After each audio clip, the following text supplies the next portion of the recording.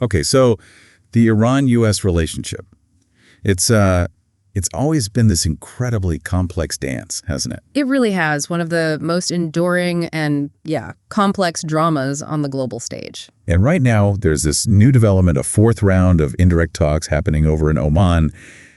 Feels potentially significant. Absolutely. I mean, given the history, the sheer weight of it, and just how multifaceted their relationship is, any diplomatic move, even indirect like this, is definitely worth watching closely. Yeah, it's not happening in a vacuum, right? Not at all. There's this whole backdrop of, major global issues where both countries have a stake. Exactly. And that's what we want to unpack for you today. We've been looking at a recent piece from SideBySide to really get under the skin what's going on. Think of it as a way to quickly get up to speed on something pretty crucial. Right. We'll look at the history, why things are so tense, what exactly they're discussing now in Oman, Oman's role in all this, the big challenges, and maybe where things could go next. And it's striking, isn't it, how much that history still shapes everything. We're not just talking about current disagreements. No. It's layers and layers of past events building this really profound mutual distrust over decades. Okay, let's dig into that history then. The article highlights some key moments going way back to the 1953 U.S.-backed coup.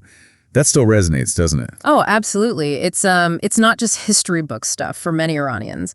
Removing a democratically elected leader, it's become this powerful symbol of, external interference. Right, interference in their own affairs. Exactly. It's sowed this deep suspicion of Western, particularly U.S. intentions that's just proven really hard to shake. It kind of cemented this narrative of the U.S. undermining Iranian sovereignty. And then fast forward to 79, the Islamic Revolution, the U.S. Embassy hostage crisis, another huge turning point. A massive one that really severed things. The hostage crisis, that solidified the view of the U.S. as the main adversary for the new government. And led to cutting diplomatic ties completely. Precisely. No formal relations since then. It just shows how deep that rupture was and, still is. Okay. And more recently, the nuclear issue is front and center. The U.S. pulling out of the JCPOA in 2015 under Trump. Yeah, the nuclear data. And then Iran ramping up its uranium enrichment. That just added another layer of tension, right? What does that enrichment actually mean? Enrichment increases the concentration of a specific isotope, U-235. You need low levels for power plants. Okay. But higher levels. That gets you closer to weapons-grade material. So when Iran increased enrichment, it was seen, by many as a big step closer to having the capability to build a weapon if they decided to. A significant escalation. Gotcha. And it's not solely about the nuclear stuff either, is it? The article mentions proxy conflicts too, Syria, Yemen. Right, where they're backing opposing sides. How does that complicate things? What exactly are these proxy wars? Well, it means Iran and the U.S. are supporting, sometimes arming, different groups fighting each other within those countries. So not direct fighting between the U.S. and Iran, but through others. Exactly. It creates these other battlegrounds where their interests clash constantly, making any big diplomatic solution, even on the nuclear side, much, much harder. These regional issues are constant friction points. So yeah, with all that history, all that regional tension, the fact they're even talking indirectly in Oman, it feels noteworthy. It does. It suggests, maybe cautiously, that both sides see some overlapping concerns, some need to communicate, despite everything. The big question is whether that can lead anywhere meaningful. That's the million-dollar question, yeah. Can they translate that recognition into actual lasting outcomes? Which brings us right to this fourth round in Oman. And it's crucial. These are indirect talks. Oman's the go-between. Why is that indirect part so important? It just highlights the ongoing lack of formal ties, the deep mistrust. Neither side is really ready or maybe politically able to sit face-to-face for serious talks yet. So Oman is vital. Absolutely essential. They're the channel, passing messages, trying to bridge the gap without direct contact. Okay, so according to SideBySide, what's actually on the table in these talks? What are they discussing via Oman? The report suggests the main things are limits on Iran's nuclear program, especially enrichment levels, tied to some kind of U.S. sanctions relief. Okay, the core nuclear sanctions trade-off. Right. But also de-escalating regional tensions. Yemen, Iraq, Syria are mentioned, and that very tricky issue of detained dual nationals, prisoner swaps, basically. And Oman seems like the perfect fit for this mediator role. The article points to its non-aligned policy, good ties with both sides. Yeah, and they've done this before. They helped get the early JCPOA talks going. What makes their approach different, do you think, from other potential mediators in the region? Well, Oman has consistently focused on quiet diplomacy, building trust. They've kept channels open with everyone, even when tensions were sky high. Unlike some others, maybe. Perhaps. Their reputation for neutrality and being non-confrontational makes them, a more trusted go-between in a region full of deep rivalries. So, this fourth round, what's the vibe? Any breakthroughs, or is it more like baby steps? The article suggests cautious optimism, maybe, but also both sides are clearly managing expectations publicly. Downplaying things. Exactly. No big announcements. It seems the focus might be on exploring maybe smaller areas of agreement first, limited concessions perhaps, like specific sanctions waivers for specific nuclear steps. Okay, so definitely a marathon, not a sprint, which makes total sense given the huge challenges here. The article talks about domestic opposition in both countries being a major hurdle. Yeah, that's a fundamental issue. Can any deal actually survive politically back home? In the U.S., you have hardliners who see any engagement as problematic. They want maximum pressure, always. And concessions look like weakness to them. Right. And in Iran, you have conservatives who are deeply suspicious of the U.S., the great Satan, and will likely push back hard against anything seen as compromising. So negotiators have limited room to maneuver. Very limited. That internal politics is a huge constraint. And the trust deficit. It's massive, isn't it?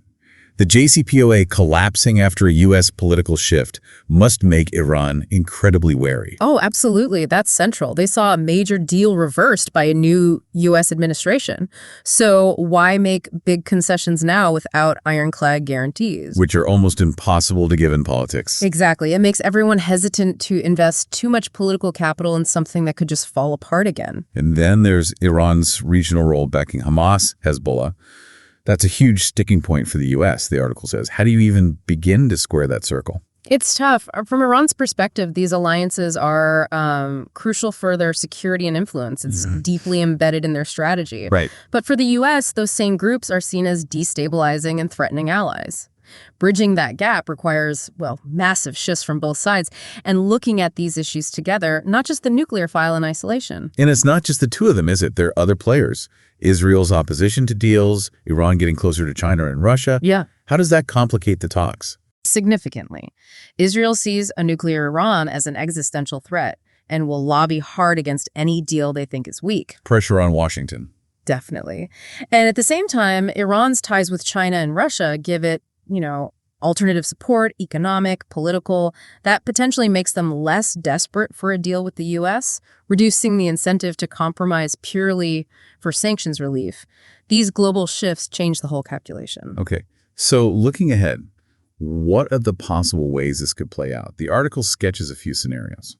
Well, one possibility is a sort of limited deal, incremental steps, focusing on specific things like nuclear monitoring or maybe just a prisoner exchange. Manageable chunks. Right. A full JCPOA revival seems, pretty unlikely right now given the politics in both capitals. And the flip side, the talks could just collapse. That's the risk, yeah. If regional tensions boil over or if Iran makes a nuclear advance the U.S. finds unacceptable, things could break down. Leading to more instability, potentially worse. Sadly, yes. If diplomacy fails completely, the chance of miscalculation, of escalation, it goes up significantly. The potential for actual conflict is real. But the article also stresses why these talks matter so much globally, way beyond just D.C. and Tehran. Oh, absolutely. The outcome could seriously affect global energy markets, oil prices, for one, but maybe more importantly, it's central to nuclear non-proliferation. Preventing a nuclear-armed Iran is a huge global security issue. And if they do manage to de-escalate, then you could potentially see less intense proxy fighting in the Middle East. That means lives saved, maybe more stability in a very volatile region. So wrapping up, this fourth round in Oman, it feels like a really delicate, maybe fragile moment. It is a fragile diplomatic effort between two countries with just decades of hostility and deep, deep mistrust. But as the article points out, despite all the obstacles, talking is still better than the alternative. Exactly. Diplomacy, however difficult, however indirect, seems like the only real path away from more conflict right now. And the article leaves us with a big what if for you, the listener, to think about. If somehow Iran and the U.S. actually normalize relations, how would that completely redraw the map of alliances in the Middle East?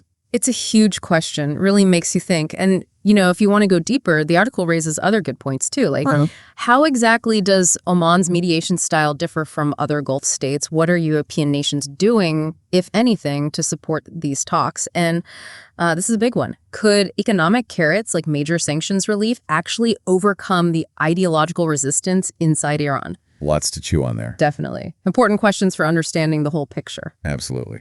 Well, hopefully this deep dive gave you a clearer sense of these talks, the history behind them, and why they matter so much globally. It's definitely a situation to keep watching. Sure, it's constantly moving.